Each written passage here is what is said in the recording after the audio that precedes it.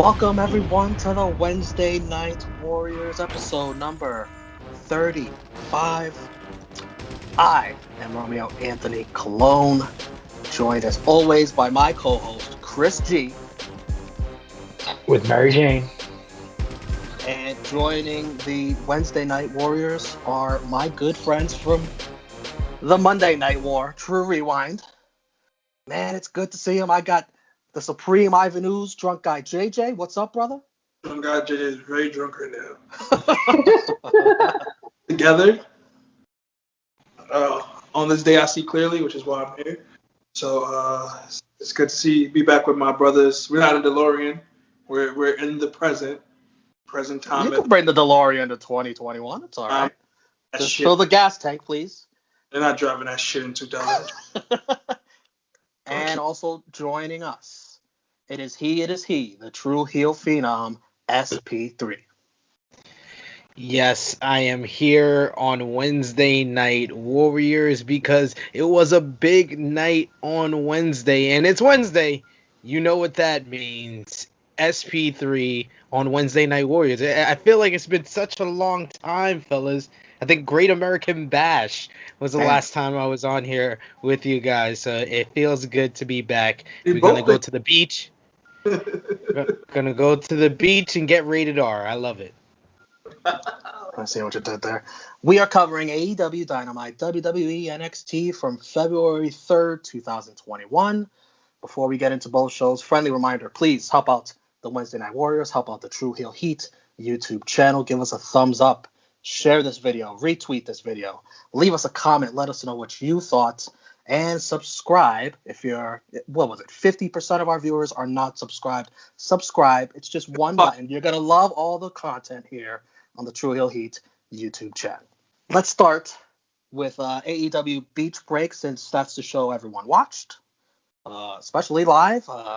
Unlike me, the loser I am, I watch NXT live first. But AEW Beach Break started off with the Tag Team Battle Royal. I liked Max Caster bringing up that idiot little Uzi Vert. And this is just giving myself an excuse to put in the Vision meme into this video. We got a 24 million fucking jewelry in the middle of his head. Drunk guy, he's going to get shot or killed, right? Yeah, and he's from Philly too. He's always out here.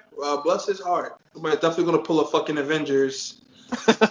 That fucking stone out of his skull. Oh, man. During this Battle Royal, the Good Brothers come out to help out Nick Jackson. Nick complains about the help and gets eliminated by MJF for being distracted. Jericho wins it in 11:35 with a Judas effect on one of the members of Top Flight. A lot of drama here with Jericho, MJF, Sammy Guevara, and Jericho and MJF will face the Young Bucks for the tag titles at Revolution, which I like. I'm okay with. Jericho, MJF probably have a limited time together as a tag team. Let them get a match with the Young Bucks for once in their career. And SP3, I'll start with you. What'd you think? I think that Jericho versus the Young Bucks is probably something that he's wanted for a while. He just hasn't, been able to get the right partner to be in there with them. And I think MJF is that. As for the tag team battle royal, it wasn't as good as their usual battle royals. Their battle royals always seem to have really good work involved, and it flows very nicely. It's very smooth pacing, and they set up a bunch of feuds. They did the latter part where they set up feuds and set up future matches, but I felt like this one was a little bit contrived at times. Like, people would move out the way, the person who did their spot would just be eliminated, then rinse, repeat all over again. This felt a little bit more contrived than they usually do with their battle royals. So that was one part that I didn't like. Jungle Boy looked good again. His elimination was weird as fuck. I don't know what happened. Like, it looked like he was first supposed to be eliminated, then he wasn't, so then he was just eliminated, but it was very anticlimactic for the build-up that they did towards it. So that was weird, but I like MJF and Chris Jericho winning, and the finish was nice with him giving, I think it was Darius Martin, the Judas effect. Well, let me just start off by saying I'd rather see a fucking 35-minute Goldberg match than listen to a fucking Max Caster freestyle. All right? Don't keep the mic out of this man's hands. Not my kind of rap. Sorry, Romeo. You like I Max? enjoyed it though. Yeah. He enjoyed his bars on this episode. You're a Drake fan, makes sense. Continue, Chris. Oof. Starting off hot. I like good rappers. Yeah, it does make sense. I just like the fact that they made Luchasaurus look good and Jungle Boy. I'm not excited with the winners, but it makes sense. I liked it though. I thought it was exciting. Not their best battle royal, but it wasn't their worst. Yeah, as Sid was saying, the battle royals of past were way better than this. Even the battle royal leading up to Revolution one last year was way better, and they were definitely trying to like letting people get their shit in, but make it look so obvious, just laying on the damn mat around the ring. I did not like that. It was obvious Jericho and MJF were going to win.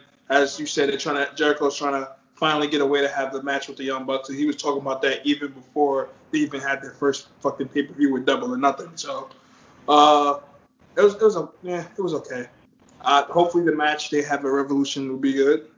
Good job, having Jericho the last one, so he doesn't have to take that bump over the top rope. Very Iron Sheik WrestleMania like that. Anyways, a nice vignette showing off Jade Cargill, who is going by just Jade now, I guess. I hope she's as good in the ring, as good as she looks. She doesn't have to be.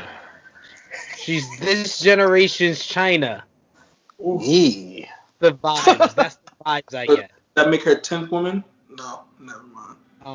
The tenth wonder of the world. That's what I'm gonna call her from now on. Jade Cargill, my 10th wonder of the world. So I guess Black China is out of the question.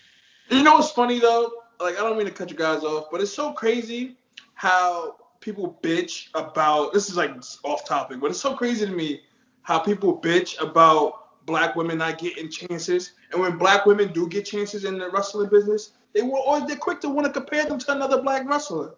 That doesn't make any fucking sense. You either want them to do good or you want to fucking say that they look like Bianca or they acting like Joe. Let them be who the fuck they are. You can never keep these fuckers happy. It doesn't make any sense.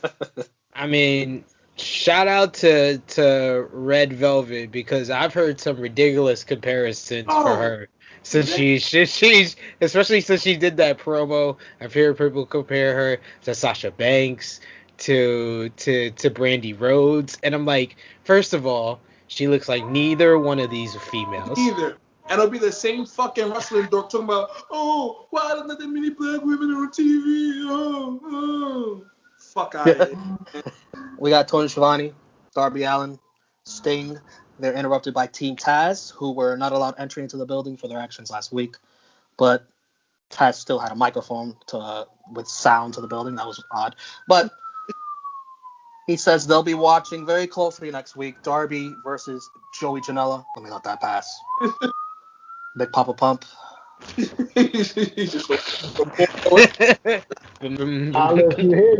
Stark says he doesn't think Sting is the icon he once was anymore. Sting says he'll be in the building next week too to make sure it's not Darby versus his opponent and Team Taz. I'm guessing Sting couldn't remember Joey Janela's name. But he dares Starks to get a closer look at him if he doesn't think he's the icon he once was. It's funny you said that because I was confused too for him. I'm like, who the fuck is Darby facing? Is he facing somebody from W? Then I see they took about Janela. Like, oh, okay, it's Janela. I'm thinking it's somebody from fucking FGW. I like the Joey Janela and Darby Allin matchup. I think it has a lot of potential. Those two guys will go out there and kill each other. I don't know. I'm somewhere in the middle when it comes to the usage of Sting and Darby Allin. As long as they are building chemistry between them, I'll accept it. But I'm still want more creatively at the same time. But they did tell us that Sting was going to be a weekly character. So I don't want them giving away physicality with Sting too often. And you got the match set up for the pay-per-view. So I'll accept this segment. But I could have missed it and I would have missed nothing. It makes sense why Taz has a fucking mic. He does commentary on Dark. which is on Tuesdays. He took the mic from Tuesday and showed up on Wednesday, and the shit still worked. Come on, man. That sounds like Taz is smart. Use that Brooklyn brain. Yeah, it's that Red Hook shit. Britt Baker versus Thunder Rosa. Dirty finish. Thunder's thrown into the exposed turnbuckle in the corner. Britt finishes her with the lockjaw after. Good match. I'm happy with the right person going over here. Keep building to Baker versus Sheeta because that's the match for AEW in my opinion. Drunk guy. This is definitely not the end, obviously. So I'm liking how they still put on a good match, but you could tell they're definitely building towards more. I see them probably fighting again at Revolution, honestly. I was excited for this match, and they didn't disappoint me. It was pretty physical. Nice back and forth, good pacing. It had me on the edge of my seat, so to speak. But yeah, I mean, I can't argue with the result. I think Baker and Sheeta is the next marquee women's match. Double or nothing. I thought this was rock solid. Like Chris, to piggyback off of what Chris said, this lived up to the hype. This felt like the biggest AEW women's division matchup that hasn't had a title involved like in the history of this company in 2 years. So it lived up to that hype. It felt real. It felt gritty, and everything they did was snug. And Thunder Rosa is honestly on another level. Like, people need to talk about her more as one of the best female wrestlers in the world. I know I've said it on many different occasions on many different podcasts that Thunder Rosa was my 2020 Women's Wrestler of the Year, and I would put her work up against any women's wrestler in any company, and she just was on another level in this matchup, and she showed a lot. But Britt Baker has improved so much over the last year, and she showed that in this match. So I want to see more of these two ladies together. Hangman Page and Matt Hardy versus Chaos Project. Poor Hangman, who lost $400 playing with stocks, as the graphic told us. Page with a buckshot to Serpentico, but Matt makes the tag and gets the pin. 351. They're teasing that Hangman is dressing in the same locker room as Matt Hardy. Matt Hardy wants to, the boys from North Carolina, they want to team up. And Hangman's like, he doesn't want to get hurt again. I think it's quite remarkable how AEW have been keeping Hangman Page busy. Like, and still able to keep him a star because, I debated this on AE Recap with Jimmy and Cash because they're a little frustrated with Hangman Page because they remember how it was in like February of last year when any building they went into, he was the guy that they cheered for the loudest. He felt like a big star. He felt like their next babyface on the cuffs, and now he's not at that point. So I also had to bring up, the pandemic had to do with that. In a lot of cases, they have their whole story. Omega had to get his run first, and they're building to the Hangman story, but they're a little impatient. I mean, for any fans that are impatient with Hangman, you need to realize that every week he's having one of the most entertaining segments on every show. And when it's entertaining with someone who's been a bust when it comes to signing with AEW in Matt Hardy, I think that accomplishes a lot more than than a usual entertaining segment was. But Matt Hardy's been great since this whole Carney character has kind of come into place. And I like how it's playing off of Hangman Page. And I like the whole story arc, because his whole arc with Dark Order ended, and then it transitioned very smoothly into this Matt Hardy arc. But if you remember, the Dark Order arc started with what tag team they versed. It was Hangman, Silver, and Reynolds versus Matt Hardy and Private Party. That was the first match that they had together as a tag team. So you finish that arc, and it goes right back to how it kind of started. So it's nice and fun. So it's kind of cool to kind of see how the story progresses, and it feels like episodic television, which is not always what you get in professional wrestling. Said you made that sound better than what I was about to say. That's funny. Because honestly, I could give a fuck about this. The whole Matt being a scumbag right now, basically like a loan shark, is okay. Giving him something to do, because as you said, since he's came in outside of the inner circle feud, he really hasn't been doing jack shit. So I'm kind of liking how they're doing this now with him. Hopefully this does lead to something big with Hangman. Hangman see Matt full of shit, beat him the fuck up, get him the fuck out of here, and then move on to something else.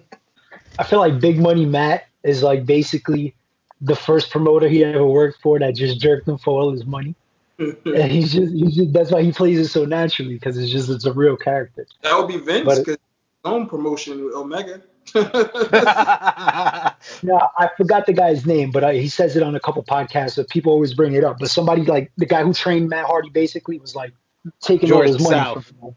George Yeah. South, yeah. So that might be him. You never know. But for the match itself, these guys didn't stand a fucking chance. You know, Hangman was gonna put in that work. Matt Hardy being a scumbag, stealing the tag. Just entertaining though, entertaining shit. I think Hangman's like ticker info is probably like one of the best parts of the show every week because there's always some random shit. The Inner Circle are celebrating. Sammy G's a bit salty. Jericho chases after him, and MJF tells the rest of Inner Circle they need to talk. And the cameraman's kicked out. And I'm here for this. Get Sammy the fuck out of there. He's not a team player. He's being very, very all about me, all about Sammy G.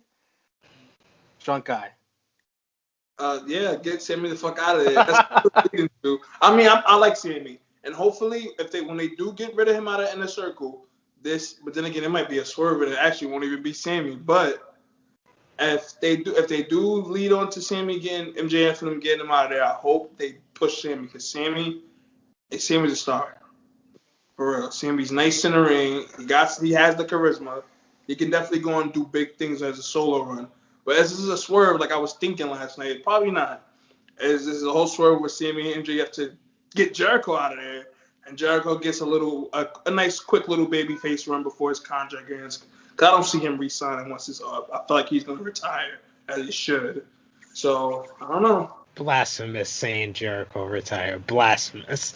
But Take his age, what's going on? What do you mean? I disagree. I disagree with the take about Sammy and MJF working together. That just doesn't sound right. Doesn't fit with their characters. I think that Sammy and Jericho are going to turn babyface. I don't know if it's going to happen at the same time. Is the Inner Circle going to turn their back on both of them at the same time or not?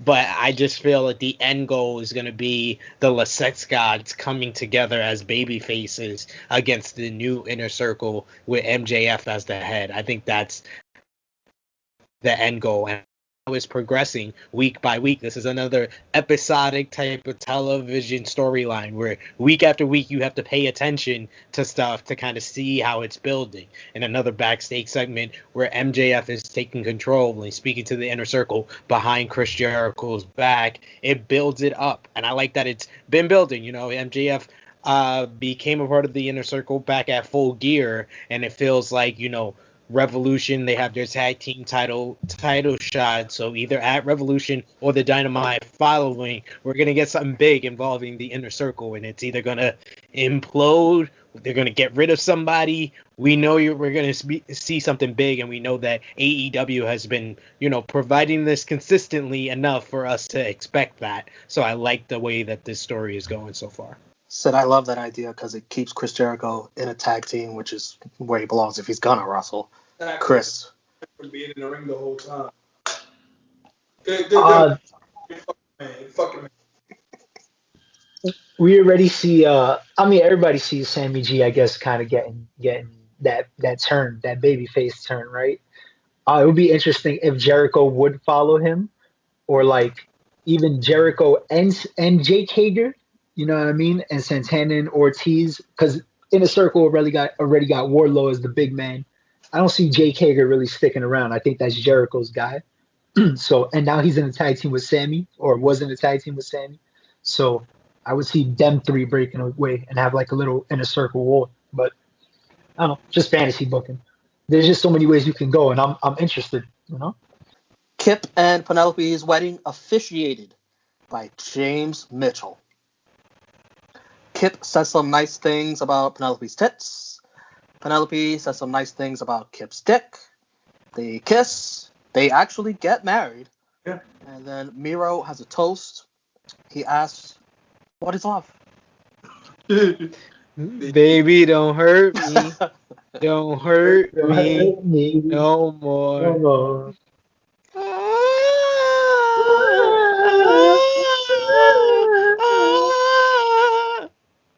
I'm about to get hyped.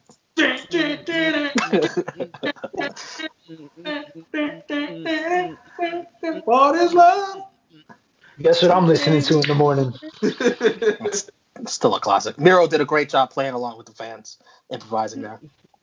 But then Miro finds himself handcuffed to the bottom rope. Penelope gets shoved into some cake by accident. Chuck causes all of this, and then Orange Cassidy pops out of the cake and does a beach break, well timed, on Kip. I thought this was a beautifully done segment. Great timing all around. Well done. I thought this was not good. Like writing wise, booking wise, I thought this was kind of dull. But Miro kept this together. Miro looked like a star. He was presented as a star. He felt like he was the smartest person in the room with his, no, let's not do the objection shit. What the fuck is this big box? There's a trap. He should have known that it was underneath the cake. But, you know, you tend to forget these faults when he leads the whole crowd in the Night at the Roxbury. So that was a good shit. So Miro looked like a star. That was the one benefit of this. Other than that, it was pretty dull. It was happy to see Sinister Minister, and yeah, that's it. I liked it. I didn't think it was that bad. I seen Father James Mitchell. I kind of marked out. I thought that was kind of funny and ironic. Miro doing the "What Is Love." Just the crowd fell right into it. That was the first thing that popped in my head. I was like, "Baby, don't hurt me." And then, whoop. So, I mean, I think it could have been better, but it wasn't the worst wedding segment I've ever seen. And then it still sets up, Charles, or I guess Chuck again, and OC. So, yeah, I liked it. I enjoyed it. I feel like he wasn't going to get much out of it because it was legit letting them get married on TV. They didn't want to ruin that moment for them personally, but I guess they tried their best after the segment, or after them getting married, to make it better. Of course, Miro stole the show, as we all said. We started singing a fucking song. Of course, the OC Chuck T feud is going to continue. Shaq and Jade, it's made official, versus Cody and Red Velvet on March 3rd edition of Dynamite. Because March 7th, Revolution, is the NBA All-Star Game, which Shaq has to work. Shaq, on Inside the NBA, shows off his Black Tornado move, which was leaves much to be desired, I guess. But I guess if Shaq's doing it, I guess it means something. I don't know. That was Shaq Fu. What do you mean? The great Shaq Fu.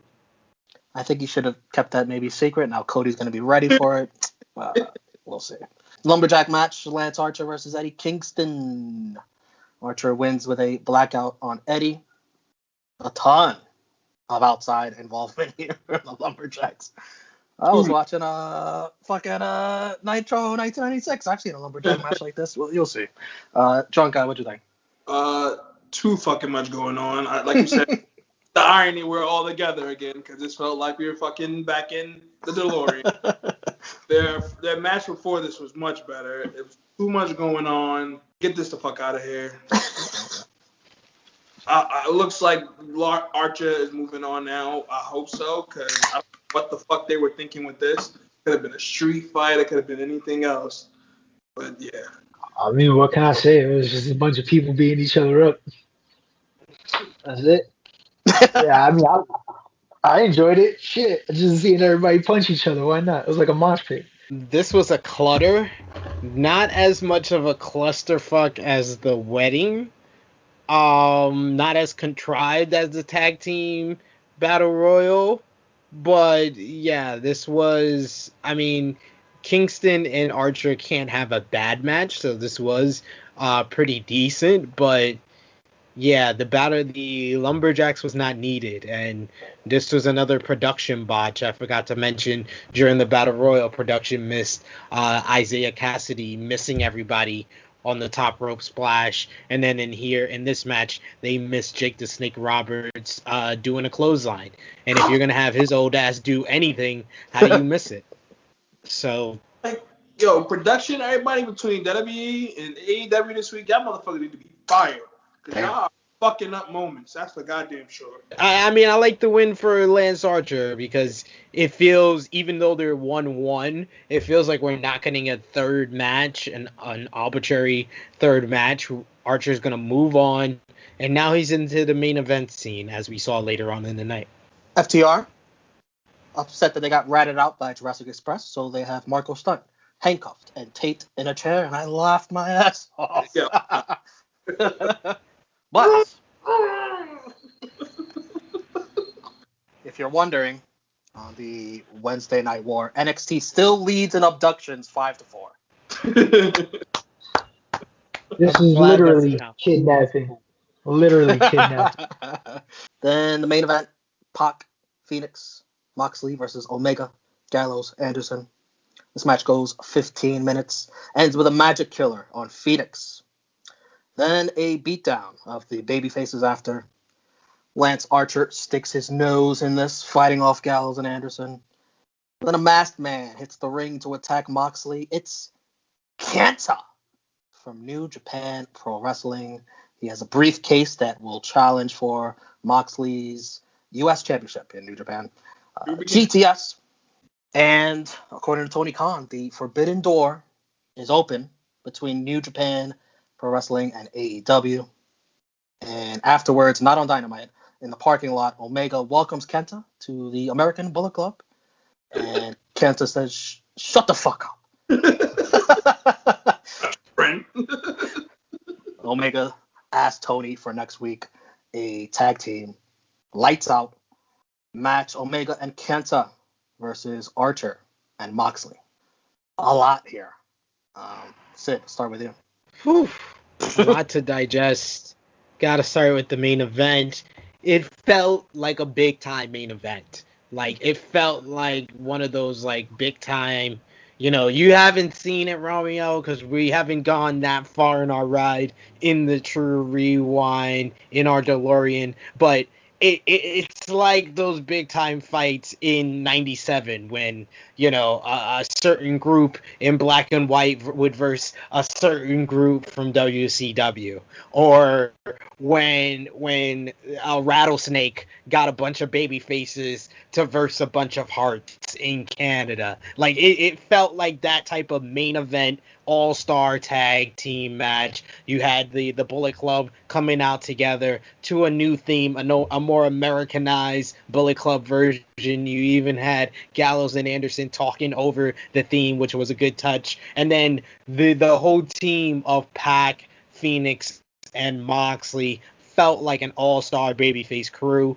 And Moxley's tremendous. He's a great babyface, and his sequences with Omega stood out the most to me, and his face-to-face and matchup with Carl Anderson as well. PAC, little bit of the same. I like the difference between PAC and Gallows when they're in the ring together, because PAC has a different style and he can kind of overwhelm someone that's even taller than him, like Gallows. But man, Rey Fenix was the MVP of this match. He looked like an absolute superstar. Everyone he was in the ring with, he made look better. He made himself look like the best wrestler in the world. Him and Omega in the ring is just gold. It's money. Anytime it's in the ring, it's just tremendous. Him and Carl Anderson was great. He was bumping around for him. He's really good, and Carl Anderson showed that in this match. But him and Gallows was out there bumping for him like I'd never seen Gallows bump before. Like, he was bumping for Rey Fenix. He was bumping for PAC. All these guys was on the money in this match, and it was a great 6-man tag team matchup to finish the night. But the post-match angle took it to the next level. AEW has established a reputation with these specials on Dynamite that they have big angles. We had Omega winning the title and joining with Don Callis to go to Impact at Winter is Coming. We had the 2 Sweet with the Bullet Club reunion at New Year's Smash, and now we have this with Kenta coming out and appearing on AEW. The AEW New Japan working relationship, I am so thankful. The forbidden door is cracked. It is open somehow, some way. and I knew something was coming when Jon Moxley showed up on New Japan in America, because Tony Khan said that he wants it to be one hand washes the other type relationship. So I'm happy for that. No company in quite some time has brought hope and excitement to professional wrestling fans quite like AEW, and this special and Kenta appearing is another example of that. He's right, man. Because a lot of companies, well, the big companies with WWE, AEW, of course WWE doesn't really want to work with competition, but the fact that we're able to see, because we love wrestling, so we're able to see all the other companies we watch work together. That's a big fucking moment. It's like holy shit, Kenta's on AEW or Moxley. Well, he's a champion in New Japan, so it's not really a far stretch. But just seeing shit like that, and now that we know we have all these other opportunities with the Bullet Club from New Japan coming to AEW, shit like that. But let's talk about the match. The match was fucking dope. Another dope main event by AEW. Did hit it on the head. That fucking exchange between Moxley and Omega was fire. The exchange Moxley and then Anderson had, he reversed it. He did his stun gun. Phoenix looked fucking dope, as always. He always comes in, does his thing. And he didn't die. Yeah. People forget because of WWE that Anderson and Gallows really are a fucking great tag team, because they did their thing in this match as well. It was just an all-around great match. Like it felt big. Felt like a big match. And they didn't disappoint. They had a fire ending with Kenta coming out.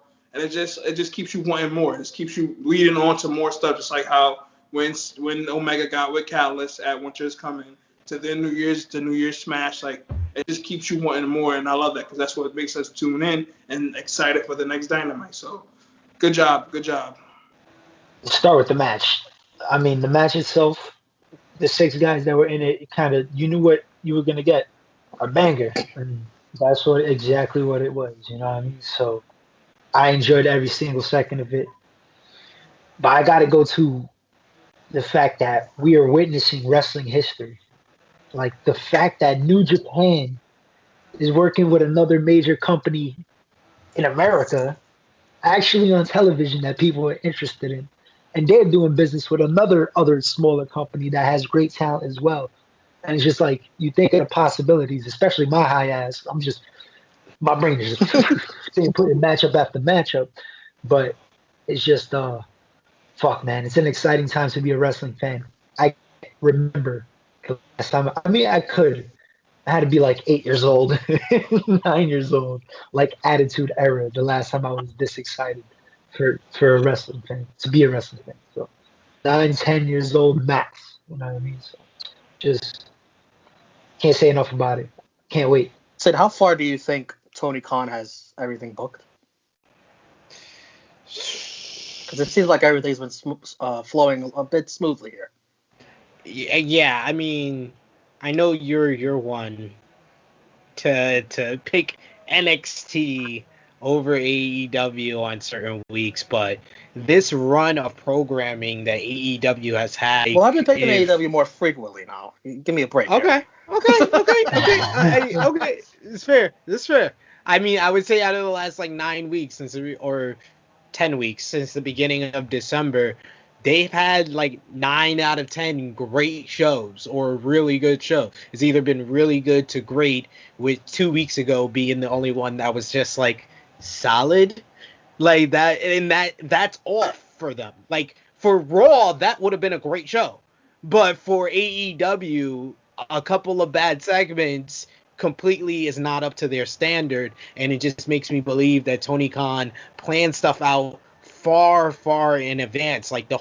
He talked about it on AEW Restricted. The whole Darby Allin and Brian Cage storyline is all his brainchild, and he planned that out in advance. He planned out Ricky Starks being a part of Team Taz to delay the inevitable Darby Allin versus Brian Cage match, because he knew the longer he played it out and delayed it, the bigger rating that he would pop. And he did pop a big rating for that matchup for the TNT Championship. championship. But he planned it out where you could have Ricky Starks versus Darby Allin in a big singles matchup and pop a rating there, which they did. They did 1 million when those two guys went one-on-one on Dynamite. Then he popped a big rating, a month and a half, 2 months later with Darby and Brian Cage. And then now he gets to do Sting involved. He just inserted Sting into this story. So this is all his brainchild, which has developed over 9-10 months. So this shows that, yeah, he has stuff planned out a little far in advance. I think the pandemic probably affected that,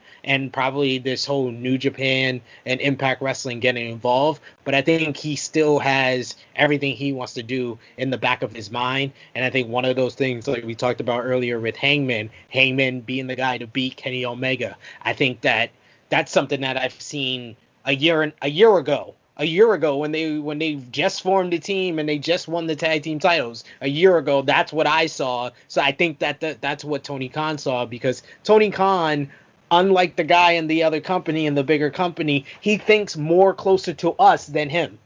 Not to cut you off, but which is so crazy, because at the end of the day, AEW only started less than 2 years ago. Well, 2 years ago now, and he was on the fan side of things. And for him to have this mindset for wrestling, for shit that we love, is amazing to see. Because he hasn't been in the business that long. Yeah. So it's fucking dope, man, for real. But I think the people that I have heard say directly that the Forbidden Door is open is more saying it because they want fans to be excited about this instead of questioning it and being like, oh, Kenta just there one time because we see the morons on the social media. They've already gone out and said, oh, no, that just doesn't mean nothing. It's just a guy from New Japan on AEW. They're just promoting their match. That's on New Japan, you idiot. But some New Japan fans getting a little tight. Yes, because New Japan fans are still salty that the Elite left, and it's not their fault. The New Japan and AEW, the Young Bucks, Kenny Omega, they have two different minds on professional wrestling. And to be honest with you, New Japan, I'm going to say a secret, if there's any New Japan fans that are sneaking and watching Wednesday Night Warriors, Gato doesn't like tag teams, so he didn't respect the fact that the Young Bucks are fucking draws. So he didn't care about them. He didn't value them the same way he valued Kenny. He valued Kenny to a certain extent. I would say he valued Cody, but he didn't value the Young Bucks. He even valued Hangman over the Young Bucks. So the fact that he didn't do that, and Young Bucks is probably in the top 5 biggest draws in tag team wrestling in the history of this business. Check your fact books. Check the stats. I am not lying when I say that. A bunch of crybabies. Oh, what are you talking about? I don't know what you're talking about. You Mark.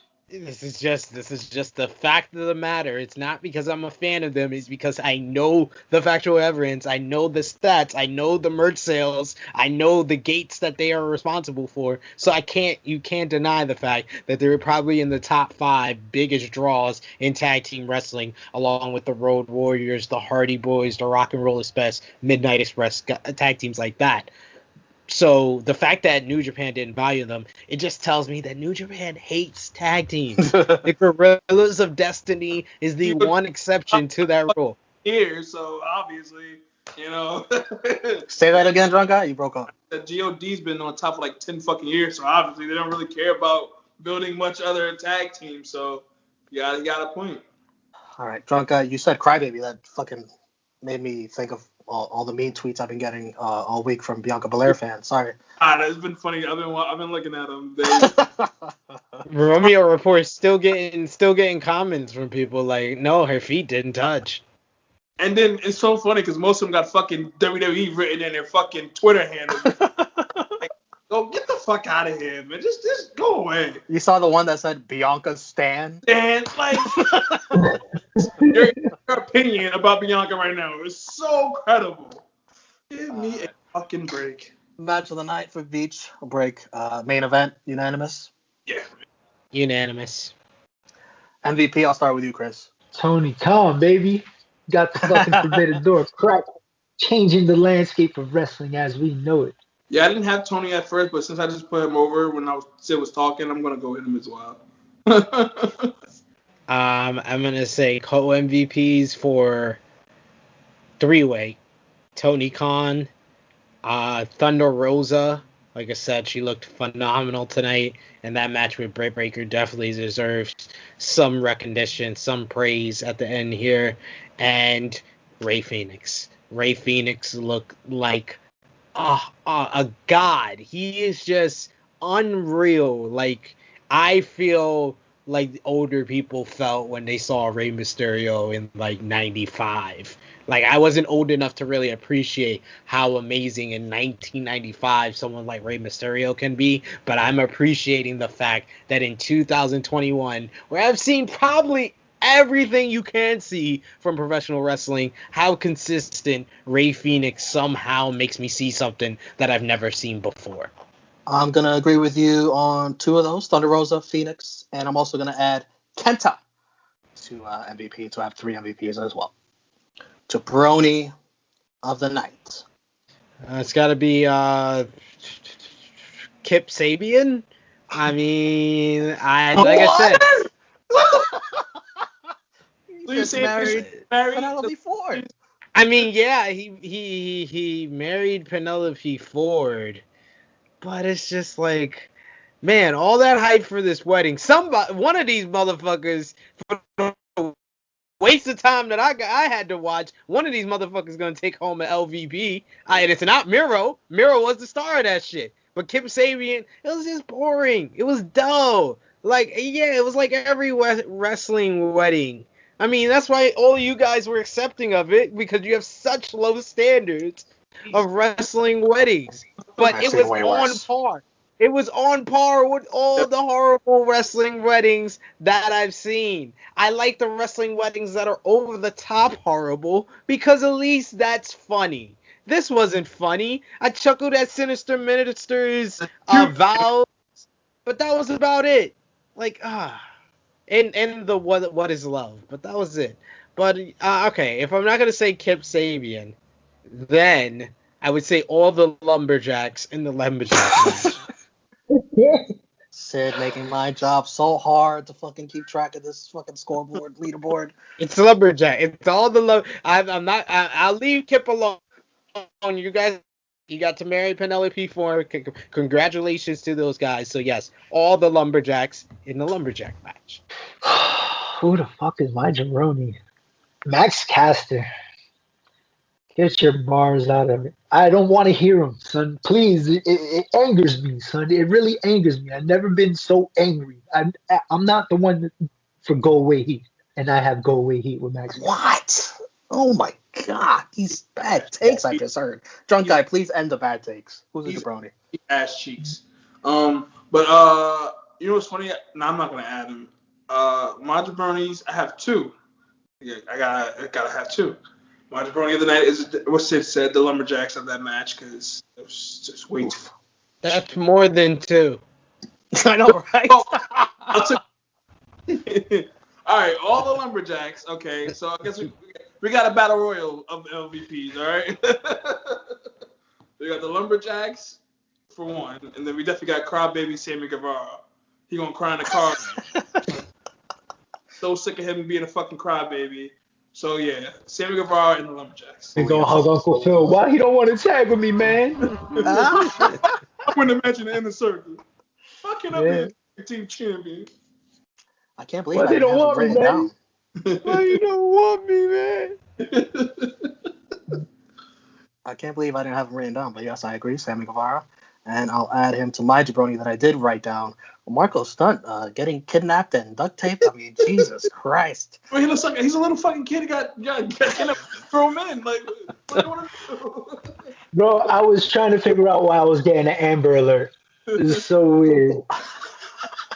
NXT starts with the women's Dusty Cup semifinal. Raquel and Dakota Kai versus Casey Catanzaro and Kaden Carter. I do want to say that Kaden Carter outperformed her partner here. Casey with a botch on Dakota midway. almost botches jumping onto the steel structure at ringside. Does a nice dive from there to Raquel and Dakota. Not as nice a dive as Bad Bunny, but hey. Casey does her wild ass finisher off the top rope where you don't know how she's gonna land. It's just a roll of the dice. It's a roll of the dice.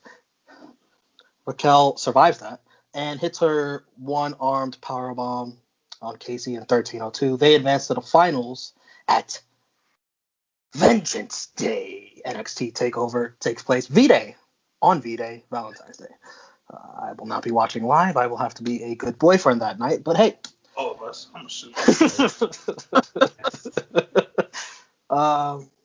Sid, what do you think of this opener? I thought it was okay. It was a passable opener. I mean, not much to really say about it. It was the expected finish that we got. Casey was all over the place with that finisher that she does. I mean, it's fun. It's fun to watch. And they make a good tag team together. Great. They have like good babyface fire together. But Dakota and Raquel are the superior team. They're superior characters. So them winning makes sense. Who the fuck told Casey it's a good idea to flip all those times and land on her back? I mean, honestly, it's good like 90% of the way, and then the last 10% you're like, it's just the landing. Yeah. It's like I'll give her like 96. I think that the last 4% is pretty scary. But yeah, I ain't feeling it 100%. That's all I'm saying. But yeah, it was a decent match. Nothing to write home about. Raquel looked impressive. That's about it. We've been saying that a lot lately. Drunk guy? We're gonna have to put Casey on suicide watch. Just not to give a fuck about what the hell she's doing when she flipping in the air. I was definitely worried, especially the last one when she finished. It was okay. It definitely wasn't a terrible match. It was a little entertaining. At first glance, I thought she landed right on Raquel's head. That's what I thought too. I had to rewind it. I beat too. I'm like, she just. It was in her shoulder. She pulling a fucking King Mabel. Like, what's going on here? So it was an okay match. Of course, we knew Dakota and fucking Raquel would win. So we get a. All right, be professional, Romeo. We get a game. Fuck. We get a Game of Thrones like backstory with dragons and shit. Family bloodline of warriors to the ring lady that's with Xia Li and Boa. Her name, I wrote it down, but I already forgot how to pronounce it. Tiana Shaw. Definitely not Tiana. Tiana Shaw. Tiana Shaw. Tiana Tim. I'm gonna call it Tiana. I did like Beth Phoenix. Who could how often can you say that? I did like Beth Phoenix asking, are we supposed to believe the person in that chair is 1,000 years old? True. If they're gonna do this backstory, I do like that they're at least somebody's poking fun that this doesn't make legit sense. Yeah. Lucha House Party, Gran Metalik and Lince Dorado versus Legado del Fantasma, Mendoza and Wild in the Dusty Cup quarterfinals match. I hear Lince Dorado say, "Cállate, cabrón!" And I knew right away this match was on. Beautiful Lucha Libre style match. Legado wins in 10-16. They will face MSK in the semifinals, and MSK, right on cue, they get on the mic and talk a little trash, and they are ridiculously obnoxious on the mic. Cringe, one would say. I want to change my pick for the Dusty Classic after that promo they cut. I can't believe I picked them. This is my first time hearing them cut a promo. That was awful. No, I don't agree with you. They're fucking rascals. That's what they do. They act like rascals. As promo? Wow. Okay. Cool. They're not rascals anymore. They're MSK, marijuana smoking kids. Yeah, no, that's why you didn't want to agree with me. Yeah, that. I've gotten high and talked shit a couple times in my life, so you know what? I can relate with them. I'll take it. But the match itself was cool. I actually enjoyed it. Nice pace, back and forth, nonstop, bunch of flippy shit. I enjoyed the match a lot. It was like a sprint but a really good sprint. It was all action. Legado del Fantasma looked good. Lucha House Party, man, it don't matter how many times they lose. You get amazed by how talented these guys are. And Grand Metalik, one of the best high flyers and most underrated workers in all of the WWE.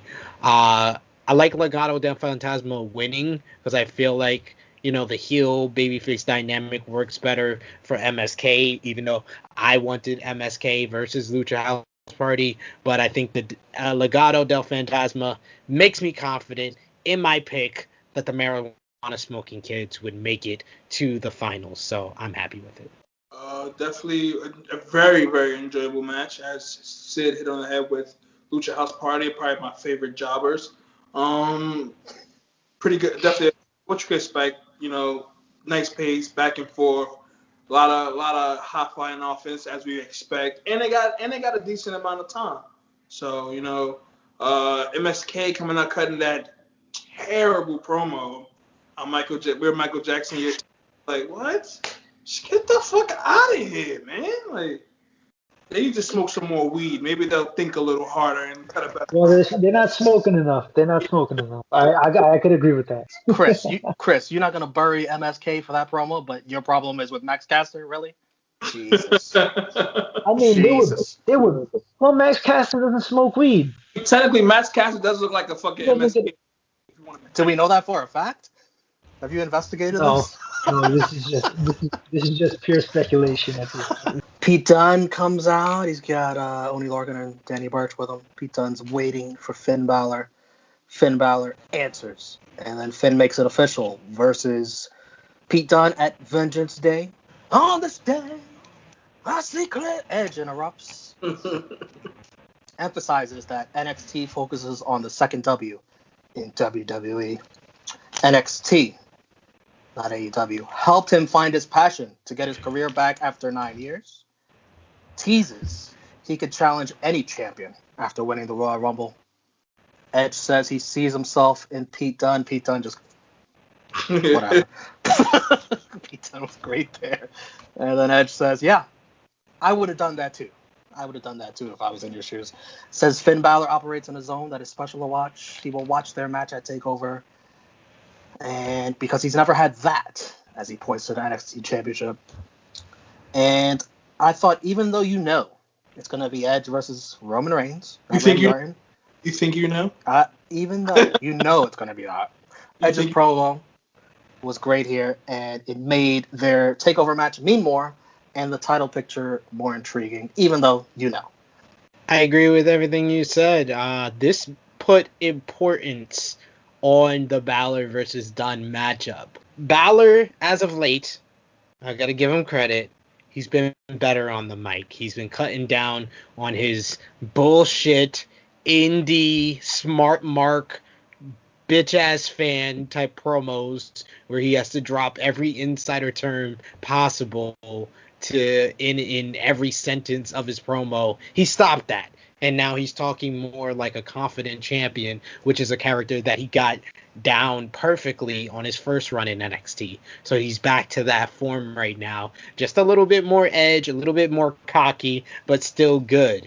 Dunne, he just works in short bursts when it comes to promo segments. So I like the use of Balor coming out, interrupting him. I like the use of Edge. Edge is on point. I said it on True Hill Heat. I'll say it here.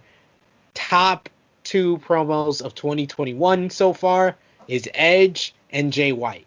Switchblade Jay White and the Rated R Superstar have been the top 2 promos that I've heard. Edge with his 2 on the past 2 Monday Night Raws, and here he helped build this match, bring it more prestige, and put the NXT Championship division on par, just below the WWE title and Universal title. But that's why I said just below, because everybody and their mama knows Edge is not going for no NXT Championship, and he would be laughed at if he went after the NXT Championship, because you gotta be a stupid motherfucker. Like, Edge don't need to win no Royal Rumble to get a shot at the NXT Championship. Edge just gotta pull up in Orlando because he lost. He ran out of gas and had to go pick up gas money from Beth Phoenix at the CWC, and they would just be like, "Oh, yo, Edge, you want an NXT Championship match? I mean, you're here." Like, he don't need to win no 29 other men, throw them over the top rope to win no NXT Championship. Like, it just don't make no sense to even put that in my head. But at least he put it on a par just below the main titles. But logically, though, Drew McIntyre, who just beat Goldberg and Brock Lesnar, Roman Reigns, who's the fucking head of the motherfucking table, and then Finn Balor. You got it. What's the easiest title to win there? Come on. But he is the ultimate opportunist too. So yeah. All our Wednesday night Warriors viewers, you have to know that Drunk Guy is a huge Edge mark. So I want to know what he thought of this. I'm giving Edge a new nickname. You know, as I call the Viper God, Radio and the Viper God, I'm gonna start calling him the Rated R God because he's no longer. He's got status now. But as Sid hit everything on the head, man. I hate following up after this motherfucker. But yeah, it makes perfect sense.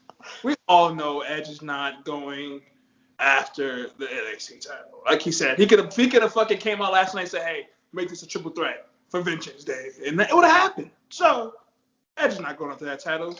Again, it made sense to make that match seem more important because fucking pay-per-view is literally next Sunday.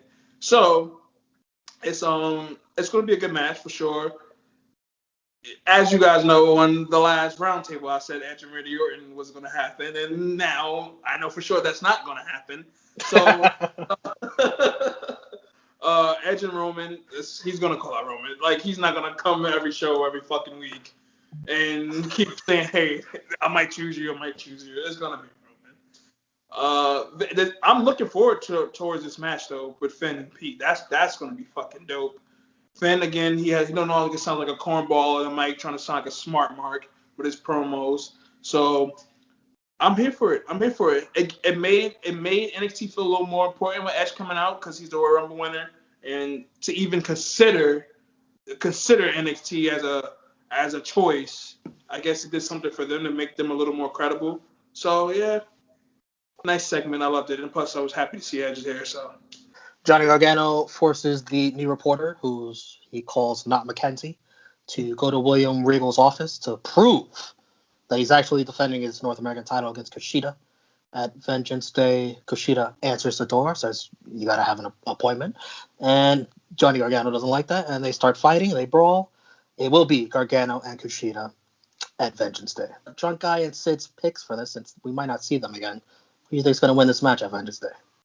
Oh, Gargano probably retains, but God, I cannot wait for this fucking match. Gargano and Kushida are going to kill it. They're going to fucking kill it. Gargano does not disappoint. We got Kushida. This is probably his biggest match since he's gotten to fucking NXT. So I know he's going to show out. I cannot wait for this match. Tough because Gargano just won the title back at the last TakeOver.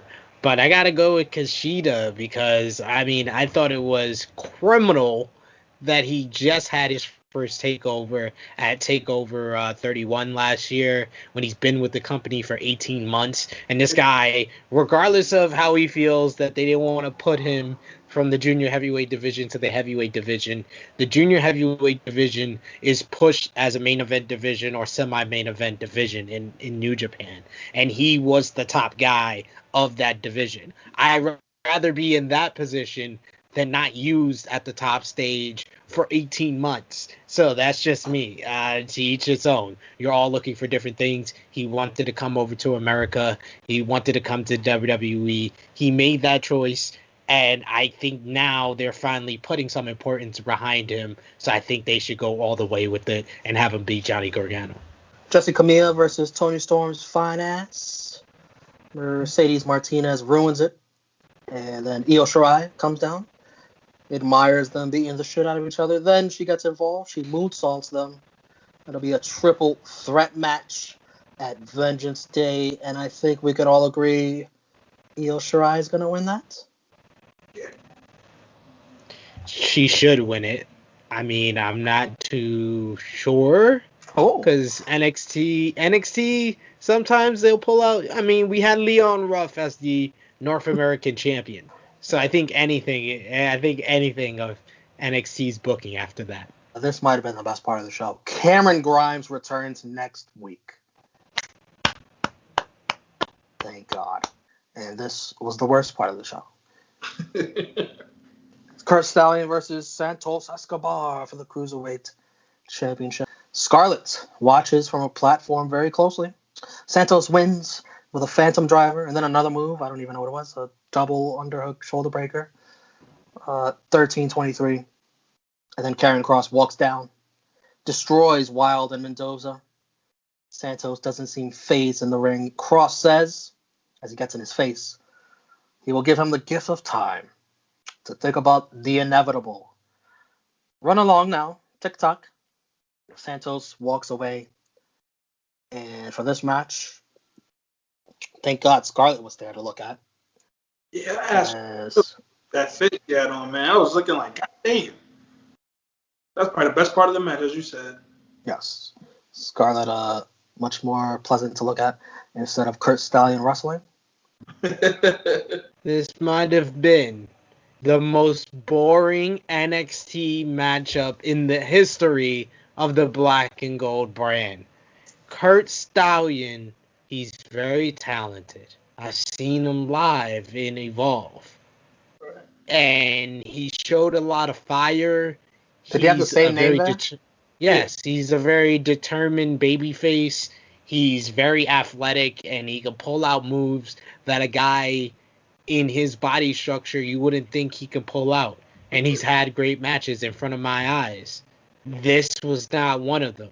Like, I was just, like, bored. I was bored to death, and I fell asleep.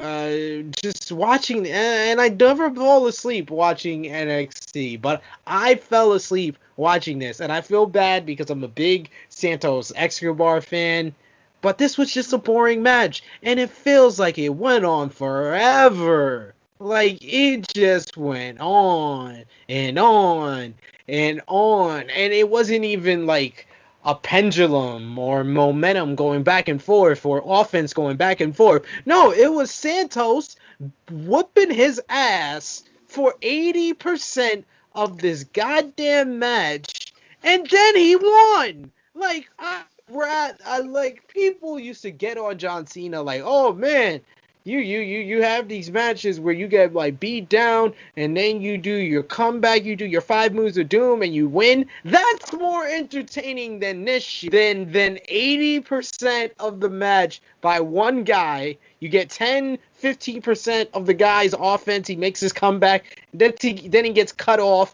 and he loses. That match sucks, and it sucks when it's 16 minutes long.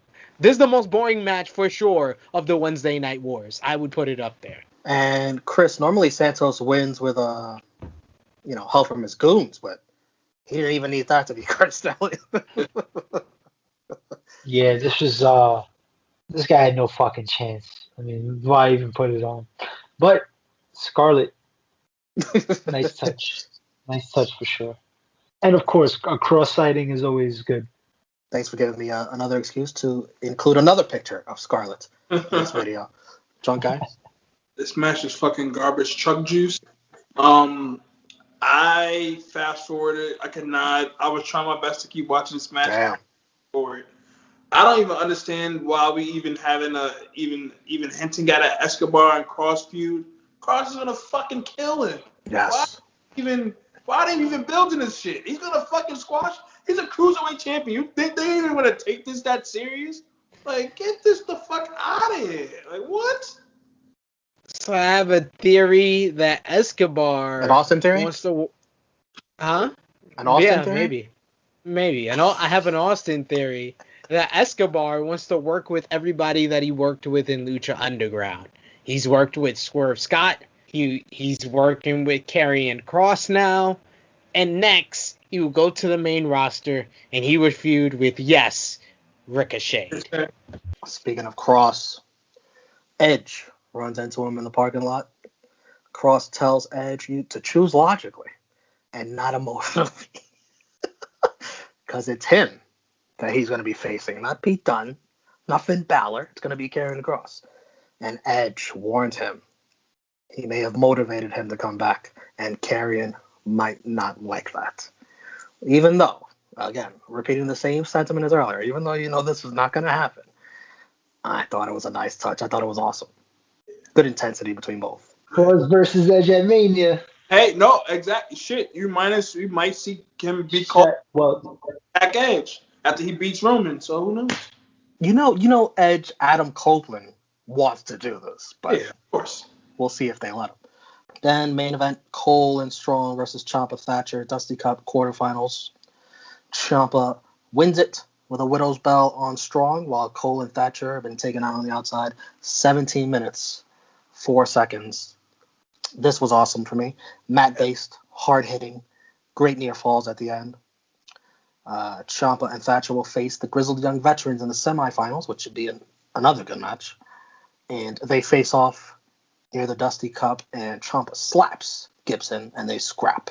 Yeah, I thought it was fun, physical, good pacing, kept me interested.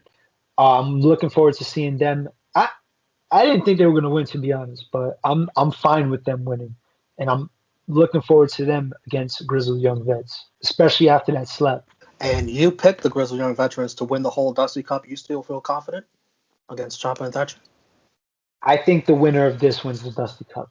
Who's your pick? Fuck. You're gonna stick with your pick? You have to. I'm gonna go with Grizzled. I'm gonna stick to my guns. I'm gonna go with Grizzled Young Vets. But you're feeling pretty nervous over there, I can tell. I'm like 60-40 right now. Drunk guy, what'd you think? I am absolutely not sticking with Grizzled Young Vets. We know how they love to fucking have these thrown together teams, win the Dusty Cup, which totally defeats the purpose. It's a tag team tournament. Why do you make it so fucking difficult to have a legitimate tag team win? Like, what's so hard about that? The main event is dope, though. I enjoyed the match. Again, nice pacing, back and forth. The near falls to end. I came in thinking Undisputed Era was going to win and Ciampa and Thatcher explode. Pause. It didn't happen. I enjoyed the match a lot. Definitely, that's what actually made me want to watch NXT, seeing the end of that match. So I guess it did its job. Bravo, even though NXT was trash. But bravo on that part with NXT. Ciampa and Thatcher probably winning the whole thing because they're not a legitimate tag team. So there goes that logic. Sid, I loved how whoever was in the ring, to me, it seemed like just great chemistry. Whoever was in the ring. Yeah, I mean, I like the stuff with Thatcher and Strong. Cole and Ciampa, they established that they have really good chemistry together. So, yeah, I mean, all the matchups worked well. All of this felt snug. It felt gritty, similar to what I said about Thunder Rosa and Britt Baker. But all four of these guys are exceptional. These are great workers, being in the ring, working a good tag team matchup. Ciampa and Thatcher don't have the tag team chemistry just yet, but they're kind of evolving before our eyes, trying to work together a little bit more.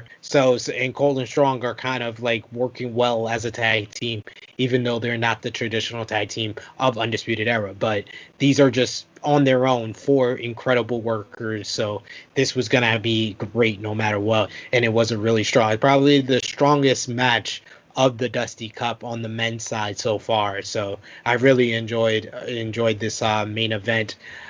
Do I think Thatcher and Ciampa win the tournament? I think they win next week. I think they beat the Grizzled Young Veterans, but I don't know if they beat the marijuana smoking kids. I think MSK will be the kryptonite. They got the Leafs to get by Ciampa and Thatcher, just by them. Marijuana smoking kids for the win. They've been my pick since the beginning of this whole tournament. My pick as well, but I think Triple H crossed out their name once he saw that promo. And I think he penciled in somebody else. Match of the night. I'm gonna go with two actually. The main event and Lucha House Party versus Legado. No. Sid? No. That Legato versus Lucha House Party wasn't that good. It's definitely the main event. It's not even close. And yeah, main event for sure. Yeah, main event, 100%. Main event. Both of those matches are my match of the night because they were two completely different styles. One was mat-based, hard-hitting. The other was lucha fucking libre. And I like them both the same for separate reasons. Oh, Jesus. Yeah, say what you want. You know that made plenty of sense what just came out of my mouth. MVP. Chris, what was your MVP? Out of NXT? Drunk guy, who was your MVP? I'll go with Thatcher and Ciampa. Legado del Fantasma. I mean, I thought this was a good night for them overall as far as bringing attention to them. Although Escobar was in the worst match of the night, that's for sure. It was a good night. He got the win.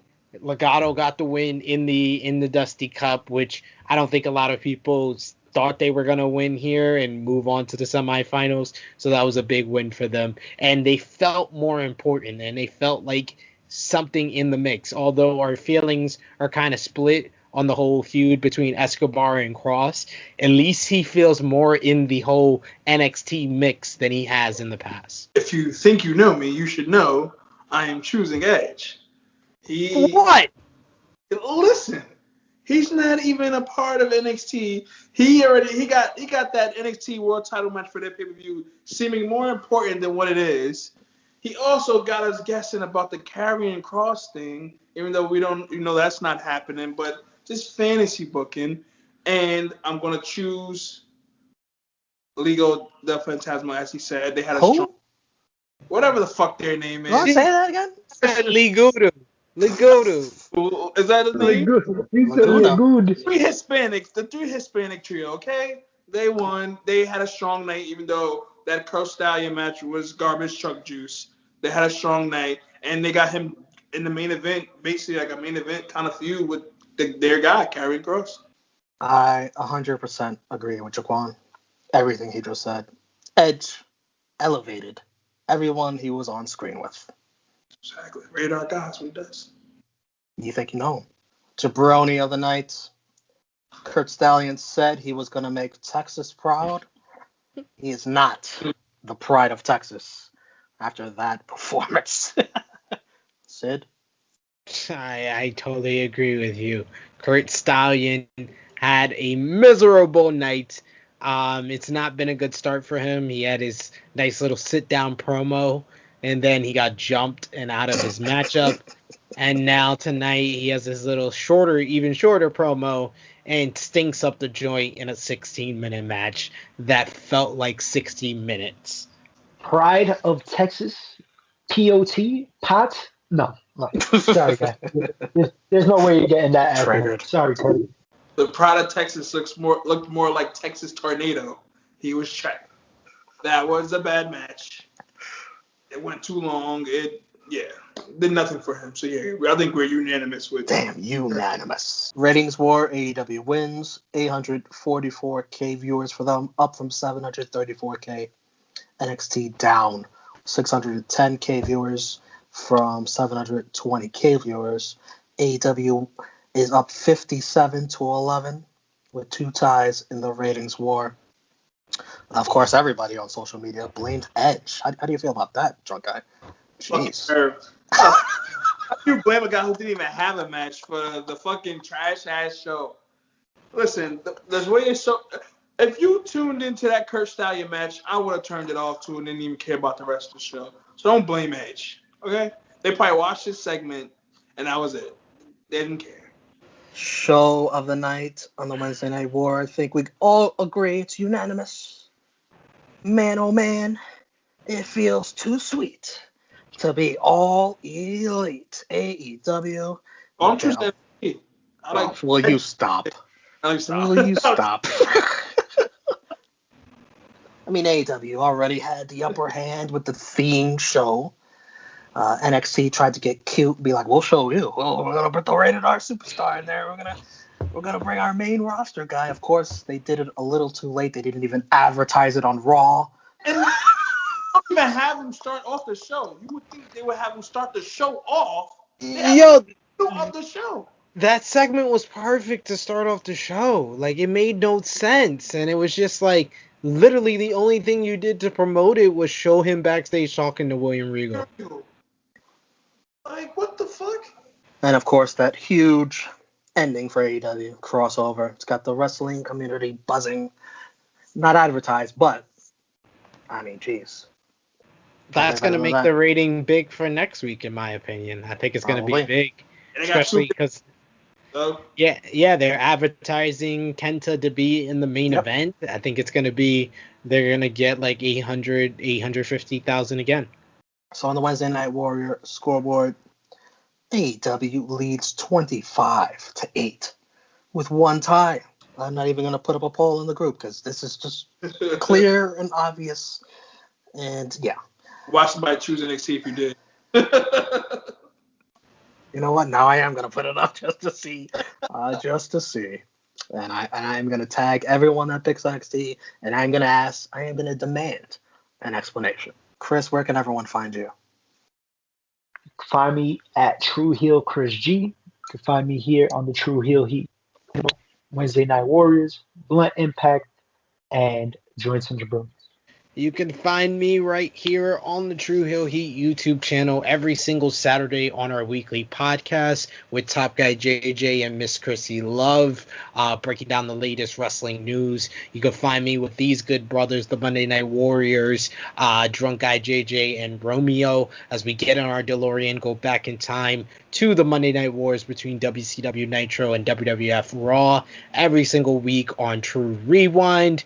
So push the subscribe button, get us to that 1K milestone for sure. But you can also find me over on the Wrestling Daily YouTube channel on Alex McCarthy's Wrestling Daily every single Wednesday, 8 p.m. BST, 3 p.m. Eastern Time. And you could also find me on Powered 4 TV, the great streaming site over in the UK. You can find all of us on the True Hill Heat channel over there, as well as my new show every single Monday, 5 p.m. BST, 12 p.m. Eastern Time here in the U.S. It's gonna be called Powered 4 SP3, talking about the road to WrestleMania, WWE, and classic matches.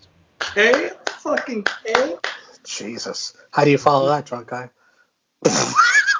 I already brought up our X video, so I'm gotta promote the X videos tonight with Tiana Trump. Follow me, Hacksaw_J_Duggan, Twitter, Drunken Master JJ. Oh, can I interrupt for a second? Absolutely. How did you like Beth Phoenix and what's that jabroni names? Vic Joseph handing over a picture of Hacksaw Jim Duggan to Wade Barrett to welcome him as an American citizen? That was pretty dope. Hacksaw Jim Duggan probably not gonna like my Twitter handle. I mean my Instagram. But shout out to Hacksaw Jim Duggan, man. First time, the first Royal Rumble winner. I'm going off topic. Sorry. I think I said Twitter, Instagram. Follow us on YouTube. Facebook. I'm fucking done. We're all sorry. Facebook, World Star, X videos. I already said it again. Pornhub. AOL, AIM, Skonex, Black Planet.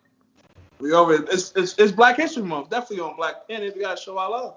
Of course, YouTube. We're everywhere. True Heat is fucking everywhere. We do this every day, every single day. This is what we do. We provide this product to the fiends, to you wrestling fucking fiends. We give you this good product.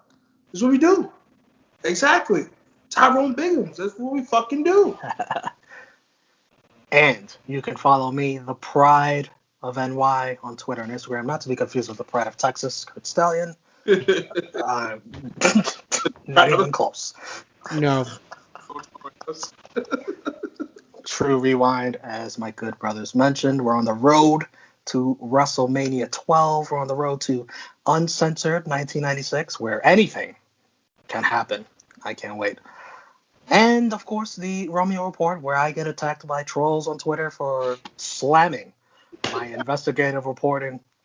I just report the news, folks. I just report the news. Well, close to 400 views, folks. Close to 400 views. So his investigating works. Sid loves it. Sid loves it. What does Eric Bischoff say? Controversy sells. There you go. Yes, the Royal Rumble 2021 controversy. Make sure you check that out. Find another black wrestler to bash during Black History Month. I promise you we get a lot of people.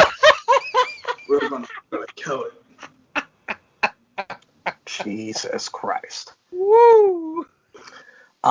Me and Chris G want to thank you guys, Drunk Guy and SB3, for joining us in this special edition of the Wednesday Night Love Warriors. you guys, man. It's a pleasure.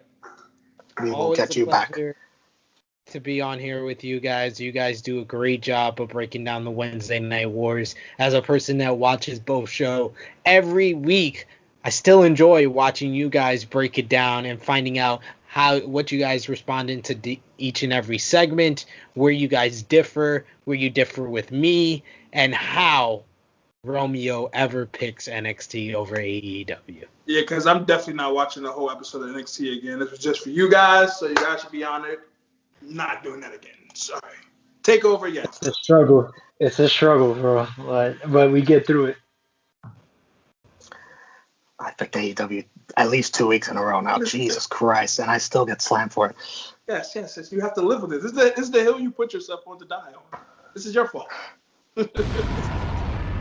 4. Guys, is there any way I can kick out Jaquan right now? 4. Drunk Guy Put JJ. on his name.